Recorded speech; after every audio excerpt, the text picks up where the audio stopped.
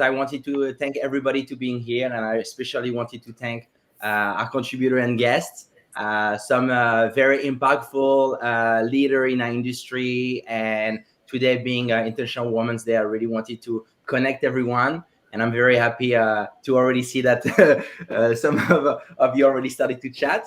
So yeah, so I don't want to take too much of my time talking, but thank you everyone for being here. If you can do a quick introduction of yourself, 30 seconds, I would call it the elevator speech, just to introduce yourself. I will start. Cynthia, do you want to do the starting? Sure, I'll start. All right, perfect. First off, thank you so much, Tomas, for having us here. I think it's incredible what you're doing, trying to connect, people in the industry, women in the industry. My name is Cynthia Jaquet. I'm a hyper-realist artist based in Toronto, Canada. And I specialized in very detailed drawings of timepieces celebrating craftsmanship and details. All right, beautiful. And you have a beautiful artwork that, yeah, my son is getting very inspired of you, and he's trying. He's 10 years old, but he's already starting to. That's great. So, but no competition, trust me. But he's practicing. Caroline, do you mind?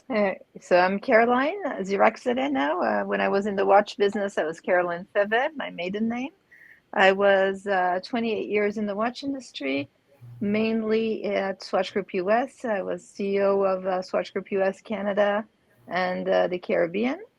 And now I've left the watch industry, but not completely, because I have been appointed at the Cultural Council of the Fédération de la Haute Horologerie. So I still have a little foot in the door in the watch industry, and I teach now strategy and management to MBA students, and I sit on some boards, not in the watch industry, actually in the medical industry. So completely different. Yeah. Okay. Yeah, I guess Switzerland's well known for watches and medical. I know. I was looking for chocolate because I figured out watches and chocolate that would make more sense, but I didn't find it. I will find a board in the chocolate business. I will at some point. Sharon, what about yourself? Sure. So my connection with the watch industry actually started via Caroline. I was the U.S. president for Tissot. Well, North America and the Caribbean, as she just described. I was there for about 8 years, enjoyed that time very much. And then I was managing director for the Americas for watches and jewelry at Gucci. So there it was all the way down to Patagonia. Since then, I've always been in the luxury industry. I've actually never had an American boss, never worked for an American company. So that's kind of an interesting experience. And currently I am also serving on multiple boards. I'm very active with the French American Chamber of Commerce, LEF, which is the Luxury Education Foundation. I'm on the board of Marist University, and I'm working also with the NRF, the National Retail Foundation. So it's, we're not bored. Yeah, I guess you're not busy at all. It's I don't have to get up and be at the office at 9 o'clock on the dot every day, but yes. Well, sometimes earlier when you have your grandkids. Oh yeah. That's true. No, when you work for European companies or you're working with European companies, you do have to start earlier. Yeah. What about Seline? Hi everyone, so nice to see some very familiar face that I haven't seen for a long time. Caroline, Sharon, hi. Hi Thomas, thank you so much for having us today. So I'm Seline Gainsbourg-Ray. I've actually started at Swatch Group as well in 2006. So almost 20 years ago. I spent 15 years in the watch industry. So I started with Breguet. Then I was sales and marketing manager for Breguet. Then I moved to Jaquet. I was the North America brand director. And then after that, I moved back to Paris to another HQ. Actually, I worked with Our Passion for 3 or 4 years. I was the sales and marketing director worldwide, taking care of all of the buying for all of the 55 point of sales that we had, I think, at the time. And then after these few years, I moved to Turkey, and I was the country manager for Jaquet. So I switched from Swatch Group to Richemont.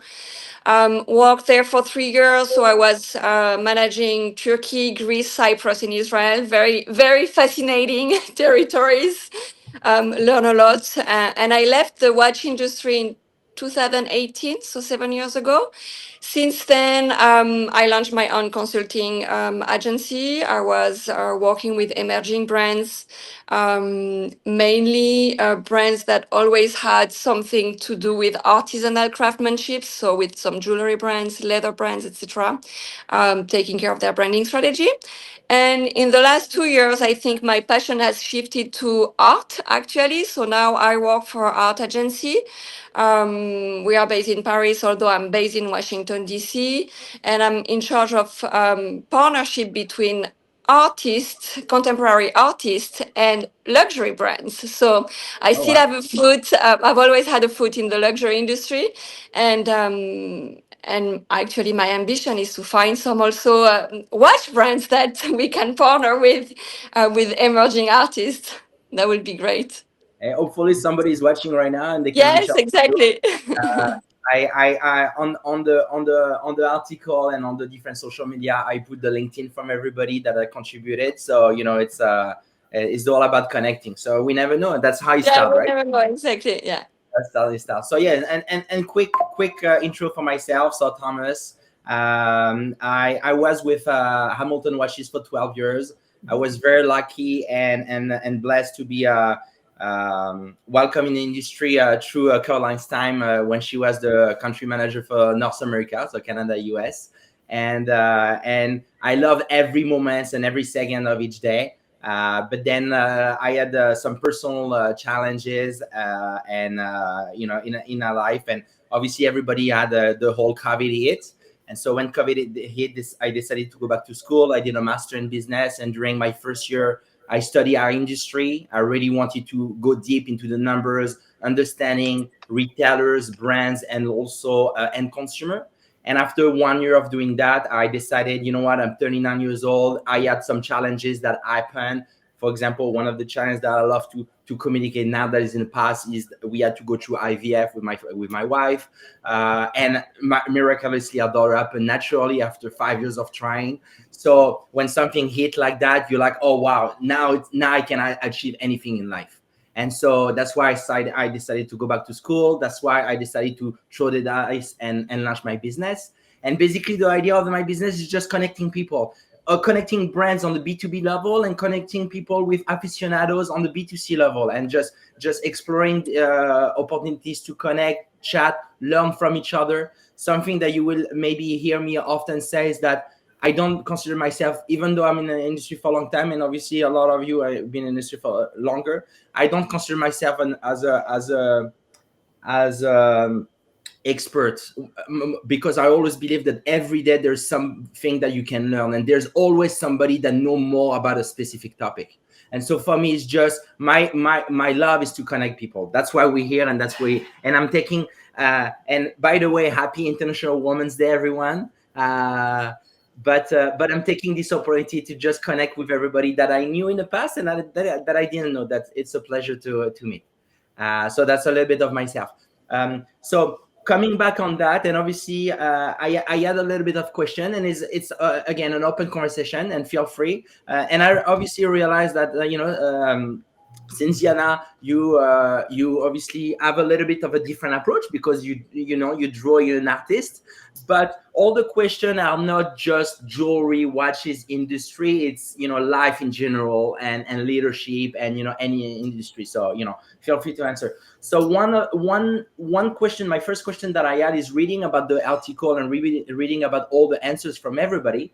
I realized that some of you, most of you, I will say, not fell in the watch industry, but that was not like, oh, okay, I'm a passionate and I want to do that, and I'm 20 years old and I love the thing. It's most of you looking at the industry is because you met somebody that that guide you or saw something about you, and you started as an intern, you started as a entry level in the company, and then slowly you grow. So my first question to you is, will you be able to share with us, maybe you can name somebody, or maybe you don't have to name, but will you be able to come back in time, a memory lane a little bit, and just think about this 1 or 2% individual that throughout the years give you maybe this chance, this opportunity. Yeah. So who's first? I'll go. Okay. Yeah, it's an interesting question. I did not start out in the watch industry, to your point. I was actually at one point CEO for Lalique for North America. And it was a time when the home industry was slowing down and we had to find another niche for that. And so they began to do jewelry. Couldn't talk them into watches, but we did some jewelry and some watches, but they were not at the level of the brand. And while I was there, a couple reached out to me who now have also a jewelry business, but they were Links of London. And that's kind of how I ended up in the watch and jewelry business for real. They came to me and said, listen, we're doing a startup. We already are working in London and in Asia, but not in the US. So would you be willing to do a startup? And it was truly like entrepreneurial, like you talk about. I hired 6 interns, 3 from Columbia, 3 from Parsons, right brain, left brain. And we built the business and sold the month before the crash in 2008. Yeah, which was very lucky. But there we introduced watches as well. And then from there I went to Tissot. So it's that was an interesting way to come. I didn't go looking for it. It came to me via this entrepreneurial opportunity where I had an equity position and all that. Okay, beautiful. Thank you. They now have a brand called Anushka, which is her name. She sold Links of London, but kept her name. So then Anushka, and if you look it up, it's pretty cool. Okay, Anushka sounds like a Polish name potentially. Yes, she's an MBA. She's a member of the British Empire, but yes, it is an Russian actually. Oh, Russian. Okay. Yeah. My mom's Polish, so I'm French. Okay. So that's right. Okay, Seline, what about yourself? Yeah, so totally random as well, I would say. I mean, although I knew I wanted to be in the luxury industry, I had completed my MBA at Sub de Luxe in Paris. I had just moved to the US, actually to New York, to work at Bernardo, so very similar competitor to Lalique in some extent, or same industry, let's say. And I moved there. I was 22 years old. It was my first real job, and everything was great. I had a French boss, so I was like, okay, I'm here. Everything seemed very stable. And one day to another, my boss got fired, the CEO of Bernardo at that time. And I was basically kind of left there alone. And basically, my former intern director was Neil Thierry or Neil Boris. Told me, Celine, you should really talk to my husband. He's the brand president for Breguet. He's looking for a sales coordinator at Breguet. I was like, well, I don't really know anything about watches. I barely knew what was the difference between a manual and an automatic watches. So really starting from scratch. And I said, I don't know if I'm willing to just change my job right now. I just arrived in New York. But anyway, it doesn't cost anything to meet him. So I met him. And basically start there. So I also thank Jean-Marc Boris for that introduction. I joined his team, and climbed my way there from sales coordinator, became sales and marketing, and then took over the department. And then I really want to thank also Caroline Feve, who is here today, because then she was really my mentor for my other step with Jaquet when Jean-Marc left Swatch Group.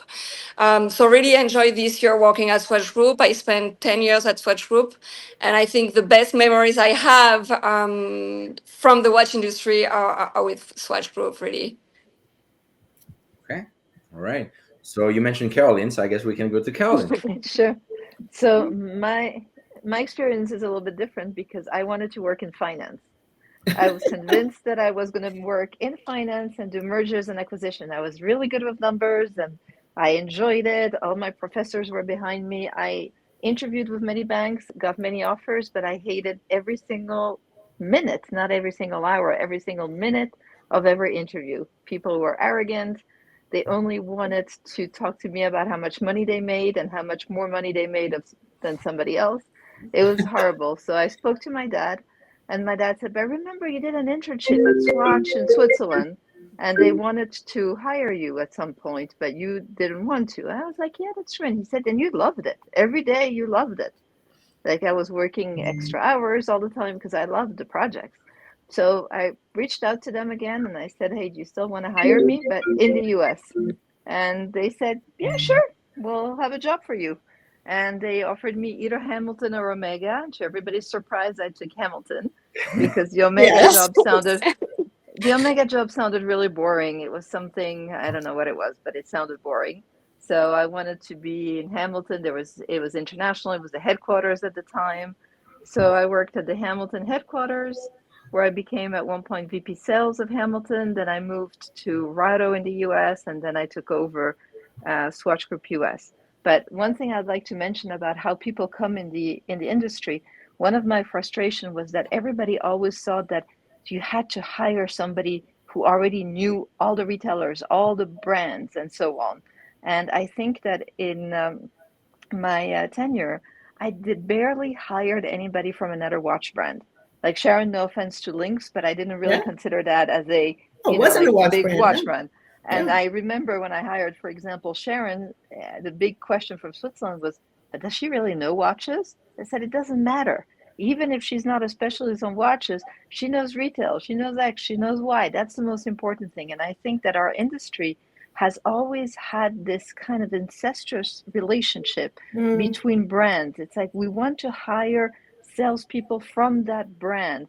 And I think that's been a little bit of detriment to this fantastic industry because we didn't take enough new ideas, enough new proposal, whether it is for design. I'm sure it's the same thing with designing watches. They always take people who have already designed for Vacheron. Now they have to design for Breguet, from this one to this one, instead of opening it up and looking at something that's completely different. I hired another great woman who couldn't come here, who handled Swatch, and she didn't come from the watch industry at all. And again, I was questioned by headquarters, but she doesn't know watches. It doesn't matter. You don't have to know the product. You have to come in with a leadership ability and so on. And that I think is a big issue still now in the watch industry. Okay, I really appreciate it. Just one thing. So you saw my daughter; she jumped in, and I just want Yes. to say hi to my son. This Hi. is Hi. the reason why we're all here today is because of these two. So that's why Okay. I just want to Hi. go watch your YouTube. Yeah. Sorry, good parenting. Yeah, exactly. And Cynthiana, what about yourself? How did you start in the drawing? And obviously, tell me if I'm wrong, but you didn't start with watches first. And what was your first inspiration? Is it somebody? Is it you just with pen and paper? How did you start? It's interesting because obviously I have a very different story than all the ladies here. I've never per se been in the watch industry other than working with watch brands, but it started all the way from childhood. I was the kind of girl that grew up reading car magazines, and the father that was obsessed with cars and watches. So I've always been attracted to mechanical things, detailed things. But I started drawing fairly early on, and I did portraits for a very, very long time. Okay. And once I reached my university years, I went and studied architecture, interior design later on, and I took a break from drawing as a passion. It was all about technical drawings, and I think that's where it became to shift. And once I finished university, I started my practice, and COVID hit, and it was a lot of shutdown in the sense that all of a sudden, all our projects were on pause. I felt like I needed a bit of a return to drawing. And it just so happened that right before COVID, I was in Dubai for vacation, and I walked into the Mad Gallery, and I saw this exquisite MBNF pieces, but it wasn't just the timepiece. It was Gabby Werman that was having all these exquisite little sculptures. There was a hybrid between watches, mechanical, and I believe it was insects or bees. It just stirred a bit of a passion for me to go back and just revisit what I was doing. I was really just stepping away from it at that time. And I started drawing the first watch, and it was purely a passion project at the beginning. And I just absolutely loved it. I felt like it really aligned with what I was doing, with the technical aspect that I've been doing for a long time now, and a little bit of the artistic part from the portraits, because I do have a style that goes towards hyper-realism, obviously, like realism and kind of the old masters.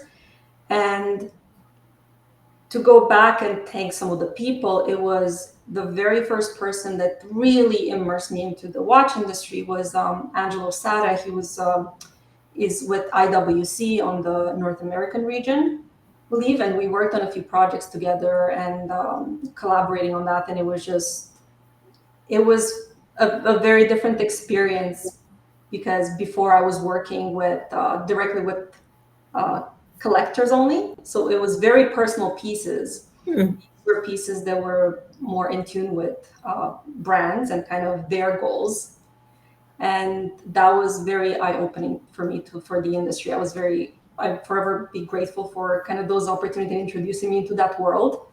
And most recently, it's been a few years now, but it's a continued collaboration. Philippe has been really immersed me into the watch industry, learning a lot about it, and just kind of seeing him, how he approaches a brand and like building a brand and understanding what goes behind, designing a watch and all those little aspects that I was never part of before. Like I drew these out of passion. I love bringing the details into a scale that you don't normally see, but that's been the journey so far. Cool. Perfect. All right. Thank you so much for sharing. I'm usually not going to answer the question that I'm asking, but I just wanted to give a shout out. So I'm going to answer my own question. When I first applied for the position at Hamilton, actually I was in different industry as well, and I was in the liquor industry. And then when I first came to Canada, working with Belvedere, I was when I came first to Canada as a new immigrant, I was doing all the jobs as well, trying to pay the bills, I guess, in the beginning, the first few years. And then I slowly, grow a little bit.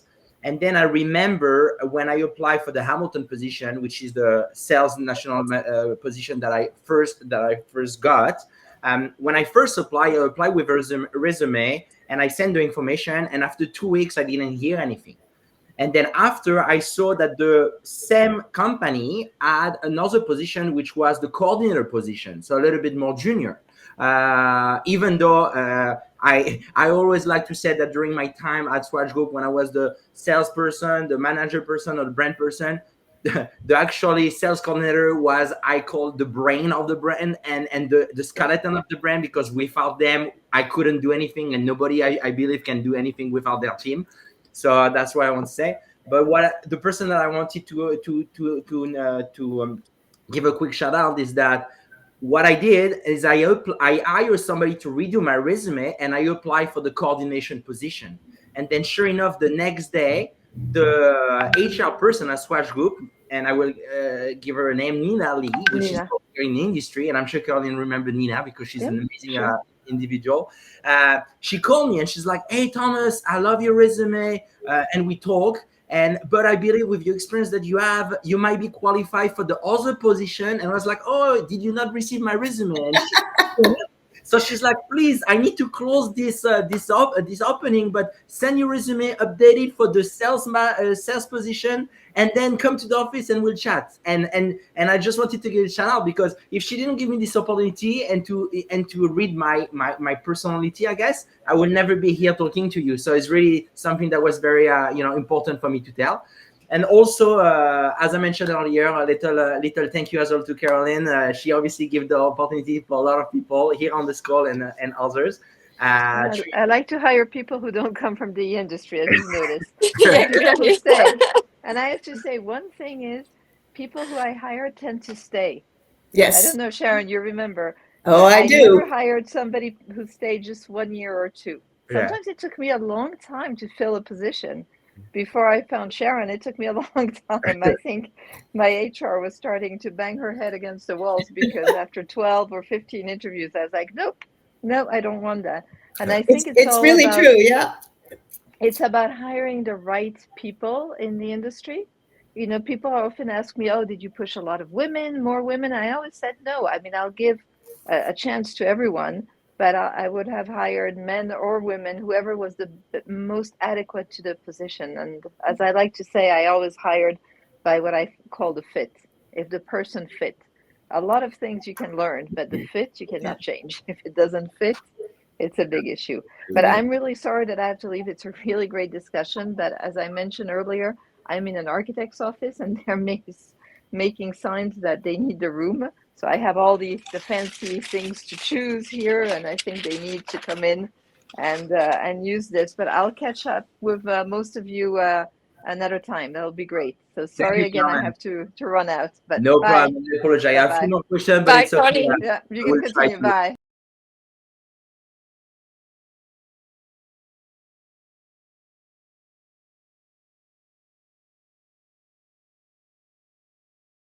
Go quick. Thank you so much. Thank you, everyone.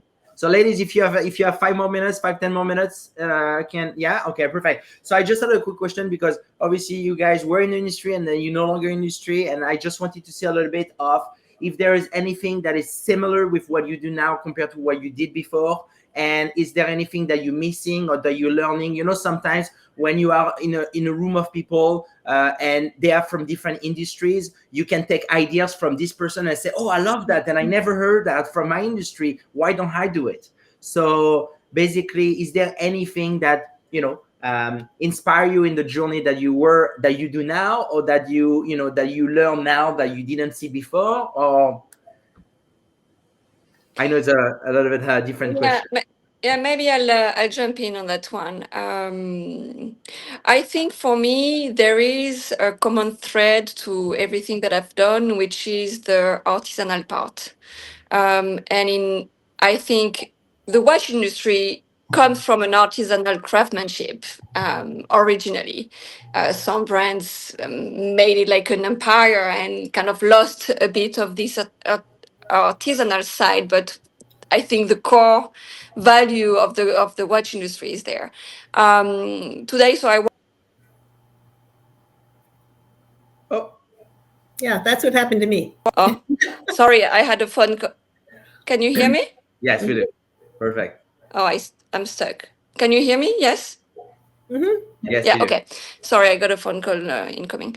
So in artisanal, there is the word art, and I think that's the common thread for me that has remained stable through my career, Yeah. whether I was in the watch industry or in jewelry industry or today in what I do. Yeah, and I think the passion also that has been like something very strong through the different project that I've been working on. Everyone is very passionate. There is always people put their heart into what they do.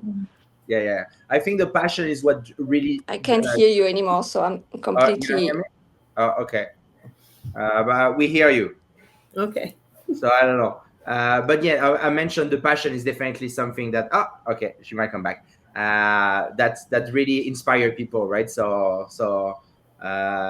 Yeah. Sharon, do you have a quick thoughts about it? I didn't hear the question because that's when I got kicked out. Oh, okay. What was the The question was just, is there anything that you see that are similar between the watch industry and where you are today? And is there anything that you think you maybe miss where you were there, or that you wish was that now you know about? Interesting. Well, I went from the watch. Yeah, it is. While I was at the watch industry, I was with the Swatch group, Yeah. with the Kering group, Yeah.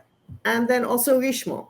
So with the three of the four largest luxury groups, Richemont was at Montblanc, and they do have watches, and we did that. Yeah. The cultural difference was shocking between these three groups. I mean, really big difference. Okay. You know. And from there, I went to the home sector, where people are also very passionate about the product. Okay. So I think I agree that the passion is definitely important. When I joined the watch industry, there were very few women. That Caroline had the position she did was pretty amazing, actually, because it was a very male-dominated situation. Okay. That evolved, you know. But that is something that I thought was very interesting. And watches, I mean, you know, what's different is it touches your skin. And you look at it how many times a day? Yeah. So there is a connection to the product that you don't necessarily have with other things you may be involved with. And I think that is an important, why people get so passionate, why people become collectors.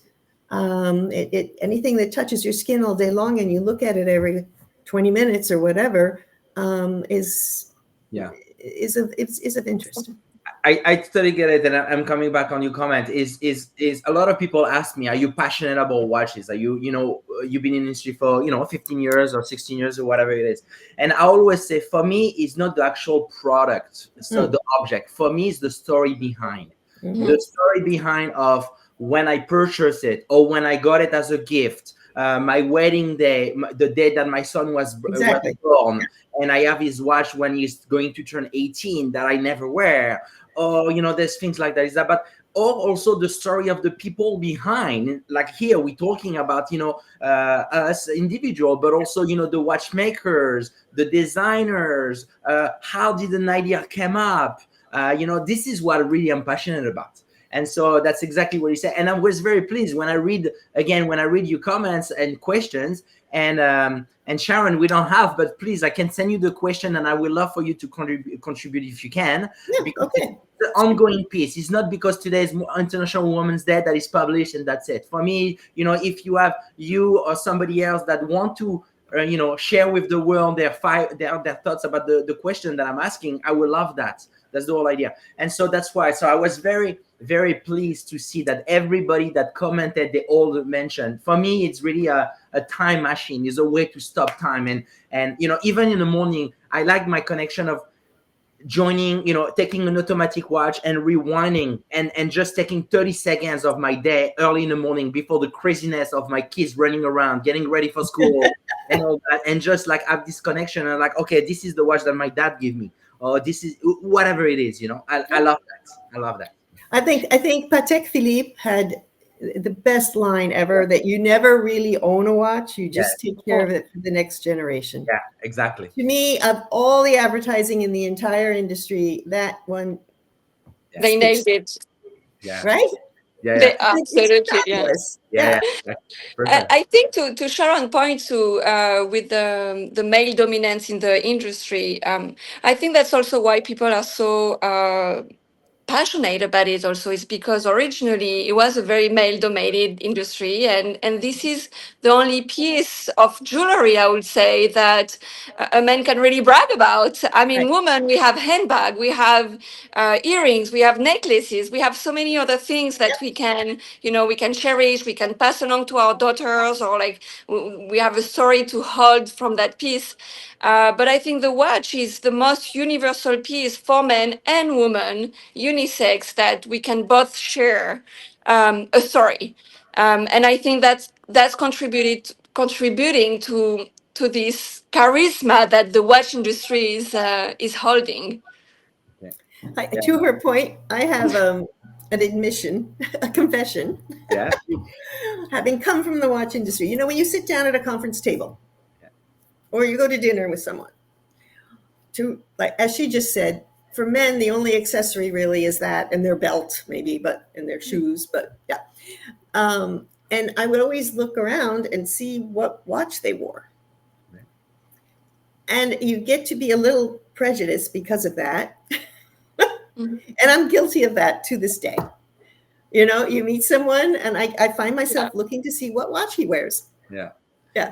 But I feel like it's in every industry. Like when I mentioned I was in the liquor business before, and the first thing that I go when I go out is, okay, what this guy are drinking, or you know. And Okay, then, same thing, yeah. and when I started in the watch industry and I go watch a movie, I'm like, hey, what is the watch that this guy's wearing? You know, that's That's true. coming Yeah, back. So, and Cynthiana, I don't want you to feel left alone Mhm. and left out on this question. I don't know if you have were you, and again, I'm learning from each other. Were you always in drawing and an artist, or did you go to a different path and then came to this path after? No, drawing has always been integral to kind of what I was doing.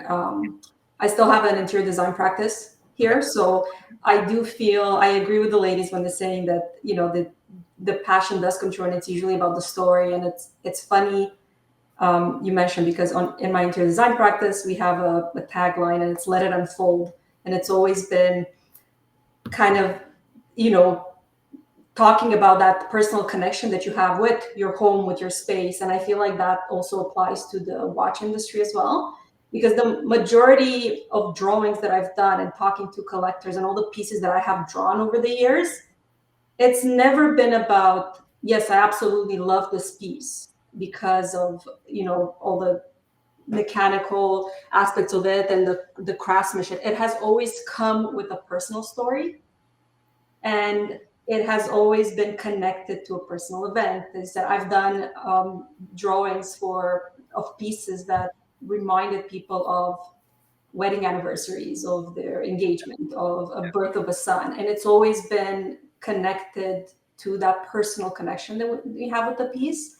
So I do feel like I see the similarities with architecture and interior design, because we do build homes that they're not for anybody else. They're for ourselves. They connect with us in ways that other things I think can't connect. Yeah. And to echo Sharon's point, like having it on your wrist, I think that's an extra added connection to it. And that you can travel with it, and you can go to places. Exactly. Just as you have like a certain piece of jewelry that you never take off, right? Yeah. Or that reminds you of something. It's a special connection. I think that watches do that for us. And I do love that aspect about it. Okay, so a quick question, and I know you guys are very busy, even though Saturday, so hopefully you're not that busy today, but we never know with family and other obligation. Just two quick, actually not too quick, but because being International Women's Day, and the question really is not really, it's about our industry, but also overall. Sharon, earlier you mentioned when you first joined, Caroline obviously had the position that she had, but you didn't see a lot of ladies on the board and and on the place. Where do you think we are now, and what do you think we should do as a society to make it potentially a little bit better in the future? I know it's a tough question. Oh, it can be a 2 minutes, it can be a 5 hours answer. So that's not a 2-minute answer. let's not write the it's really not, but no, or maybe just on a personal level. Is that I think there's progress for sure. Okay. Yeah. And whether it be leadership or any position, there's definitely progress. Yeah. Okay. I think the entire world has advanced on that topic. Yeah. At least until last month. So we sorry. Yeah. That's okay. I feel you. I don't think we can go this way, because that will be a 10 years conversation. It's very tempting, but we will not. No. So I think there's progress, to answer your question shortly. I do have to leave in a couple minutes. So no problem. I have one more, and then me too. Yeah. Okay, perfect. Any thoughts, Cynthia? No. Okay, we pass. No I just want to say that I love what Cynthiana is doing, because I've been checking her Instagram account actually, and she is extremely talented. So I just wanted to drop that to Cynthiana. I will take a look when we hang up. And be an artist. I would love for you to be like, maybe we can create a pop-up gallery or something. That would be amazing. Yeah. There is definitely something to do there. But congrats. Okay, now let's close. Last question. What can we wish you for the near future? Can be personal, can be business, can be, you know, what can I wish you, or what can we wish you for the, what are your goals, or what do you want to achieve, or yeah, what can we wish you for the near future? My God, I just think that, I mean, personally, I'm trying to survive what's going on in the world right now. So I would just say peace. Exactly. For me, it's just like, let's pray for our kids and grandkids and just make sure that we're okay through this transition. Okay. Personally, that's how I feel. That's okay. Very politically correct. That's good. No problem. But it can be, you know, I want to learn Spanish. So, you know, it doesn't have to be. Sharon, Sanaa, just last words? Well, for me, the same, you know, I just, I like to stay, now I have the option of staying busy and engaged with things that I really want to do. Yeah. I'm on the board of the Refugee Assistance Program. I do a lot of, you know, stuff like that. Yeah. So I want the piece the same. And also to use my time and energy. At this point in my life, I have that luxury of being able to do it only with things I really want to do. Yeah. Good. So that's, yeah. That's amazing. And be a grandma. Yeah, well, that too. That's perfect. And Sanaa? To echo the ladies in terms of, you know, we do live in a crazy world right now. So a little bit of a peace, whether inner and outer peace, it's very welcomed. Okay. Other than that, definitely on my end, just trying to, you know, focus on and niche down on the things that I'm doing and kind of just explore more in terms of my artistic side. I've said that before this year, it's all about exploration and kind of trying to get out of my comfort zone as well. Yeah. So, and thank you for opportunities like this, you know, connecting with the great people and networking, kind of just hearing everyone's story is always inspirational. Okay. Thank you, Thomas. Thank you. No problem. But listen, thank you. I know you have to go. But Thank you, Thomas. That's basically what we can do, is we can just try to be positive and move forward and try to give a better you know, for the future, for the generation, so, and do our little thing. So thank you so much. Thank you. Thanks everyone for being here. Hopefully you enjoyed, and I had a blast. And thank you for everybody that participated, and also thank you for everybody that joined us and watched the video today. I really appreciate you being here and supporting the vision. Thank you so much, guys. Happy International Women's Day for everybody.